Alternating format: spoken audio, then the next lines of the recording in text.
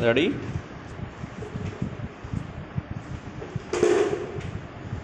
Start. योग का सामान्य अर्थ है जोड़ना, विराम। आध्यात्मिक संदर्भ में आत्मा को परमात्मा से जोड़ना योग है, विराम।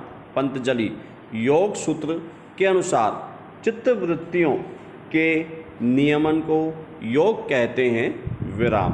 वेदांता सार में अंतःकरण की 4 वृत्तियां स्वीकार की गई है, मन, बुद्धि, चित्त और अहंकार, विराम। चित्त मन की अंतःवृत्ति है जो नियंत्रित होकर व्यक्ति को मूल चेतना से जोड़ती है, विराम। इसलिए योग की परिभाषा में चित्त नामक वृत्ति के नियंत्रण की बात कही गई है, विराम।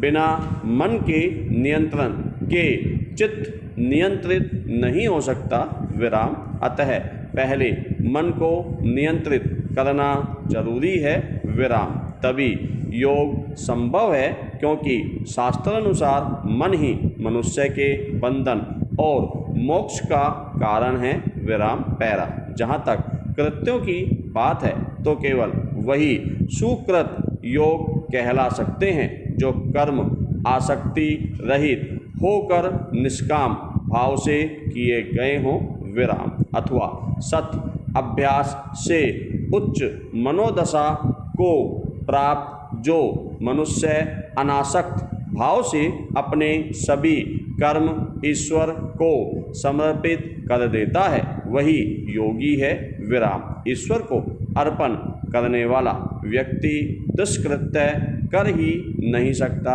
विराम। उसे सांसारिक प्रपंचों में आसक्ति भी नहीं होती, विराम। इस प्रकार ईश्वर को समर्पित कर्म यज्ञ की पावन आहुतियाँ बन जाती हैं और समत्व बुद्धि को प्राप्त मानव कर्ताभिमान से मुक्त होकर परम योगी बन जाता है, विराम। योग की उपादेयता केवल आध्यात्मिक संदर्भ में ही नहीं है, अपितु योग के 8 अंगों में यम, नियम, प्राणायाम, आसन और ध्यान की उपादेयता मनुष्य के दैनिक जीवन में कहीं अधिक है, विराम। प्रतिदिन इनका अभ्यास करने से मनुष्य न केवल शारीरिक रूप से बल्कि आत्मिक दृष्टि से भी मजबूत बनता है, विराम। इस कोविड काल में योग ने आध्यात्मिक शक्ति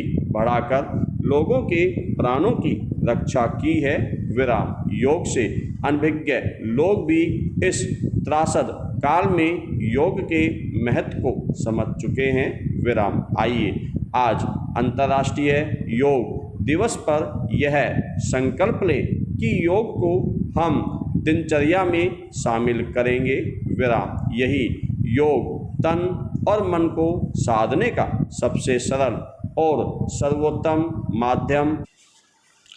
शब्दों की अपनी सत्ता होती है और उसकी महत्ता, विराम। एक शब्द जहां आपकी सुंदर दुनिया की रचना करते हैं तो एक दूसरा शब्द विनाश का द्योतक होता है, विराम। इन शब्दों में कई शब्द ऐसे होते हैं जो एक बारगी आपको एक अर्थ वाले दिखाई देते हैं, लेकिन जब इन शब्दों की मीमांसा की जाती है तो ज्ञात होता है कि दोनों एक होते हुए भी 2 अलग अलग किनारे पर बैठे हैं, विराम। विवेकानंद के सूक्ति वाक्य पढ़ते हुए ही ऐसे 2 शब्दों से परिचय हुआ, विराम। वे कहते हैं कि मनुष्य जैसा सोचता है वैसा बन जाता है, विराम। वह सोचता है कि वह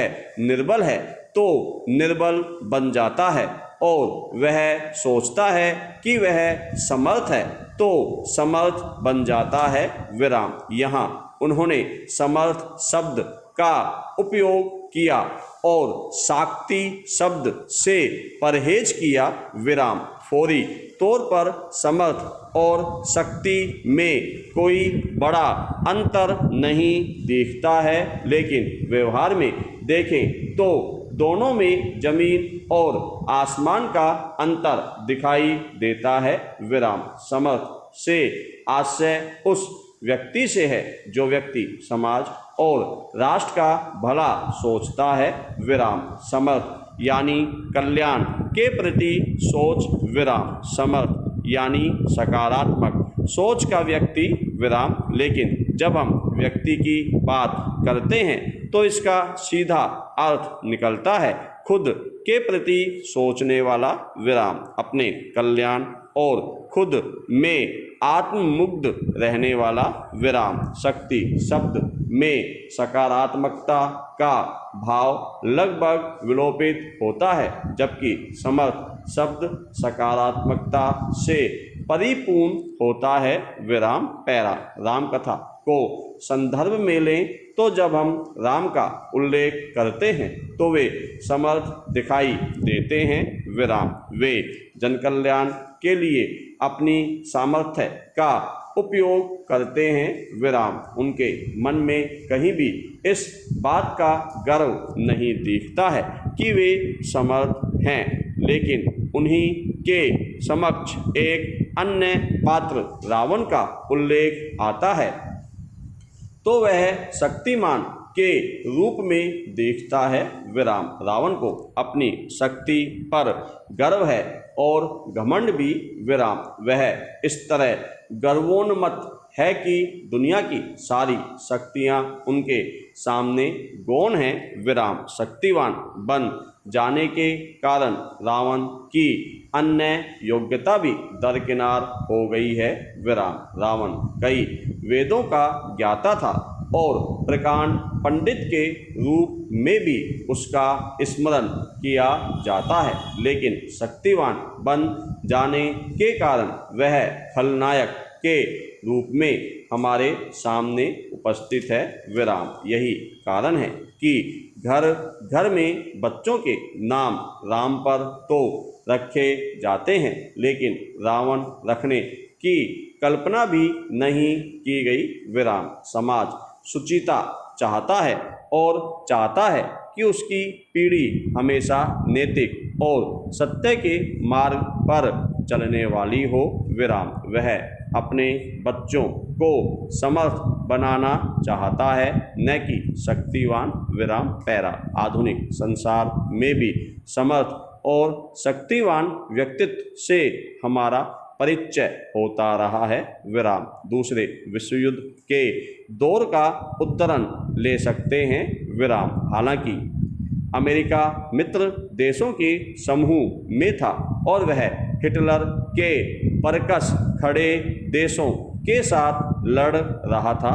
विराम। उसके पास शक्ति भी थी, लेकिन अस्त्र शस्त्र से लैस अमेरिका ने हिरोशिमा में जो कुछ किया वह उसके शक्तिमान होने की नकारात्मकता के लिए याद किया जाता है। विराम। हिरोशिमा मिट कर भी दुनिया की स्मृतियों में आबाद हो गया।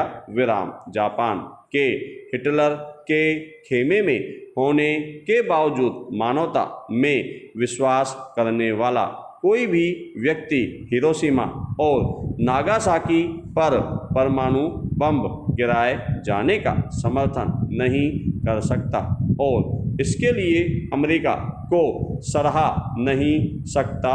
विराम। इसके समानांतर दूसरे विश्व युद्ध के पहले और दौरान जर्मनी में हिटलर ने जो किया उसी को संदर्भ रखें तो वह अपनी नकारात्मकता के लिए इतिहास के पन्नों में समा गया। विराम। यही राष्ट्रपिता महात्मा गांधी हुए। विराम।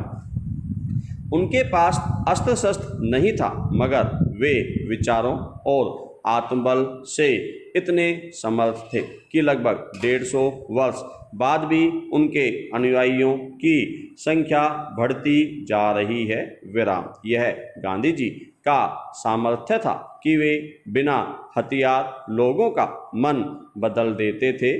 विराम। यह गांधी जी का ही करिश्मा था कि उन्होंने कभी शक्तिवान बनना नहीं चाहा, बल्कि शक्तिवान को वे समर्थ के रूप में देखना चाहते थे। विराम। यह हमारे समय में किसी चमत्कार से कम नहीं कि एक धोती और एक लाठी के बल पर चलने वाले हाड़ मांस के मामूली से दिखने वाले गांधी जी ने पूरी दुनिया का मन बदल दिया। विराम। समर्थ हो जाने का उदाहरण आदिकाल में राम हैं, तो आधुनिक संसार में महात्मा गांधी। इतिहास के पन्नों पर अनेक महान व्यक्तित्व हुए हैं और सबने समर्थ होने की बात कही है। विराम। समर्थ बनकर दुनिया को रास्ता दिखाने का उपक्रम किया है। विराम। पैरा। समर्थ और शक्ति की परिभाषा हमेशा से ही दी जाती रही है। विराम। 125 साल पहले शिकागो में स्वामी विवेकानंद को सुनने के लिए लाखों लोग एकत्रित होते हैं, तो यह उनका सामर्थ्य था। विराम। समर्थ व्यक्ति हमेशा इतिहास लिखता है। विराम। युवाओं को उनके भीतर की शक्ति से परिचय कराया जाना और उस शक्ति को सकारात्मक दिशा में उपयोग करने के लिए प्रेरित करने का जो रास्ता बताया जाना जरूरी है। विराम। युवाओं की शक्ति दिशा से भ्रमित होने पर बहुत कुछ बर्बाद कर सकती है, तो सही दिशा मिलने पर बहुत कुछ बना भी सकती है। विराम।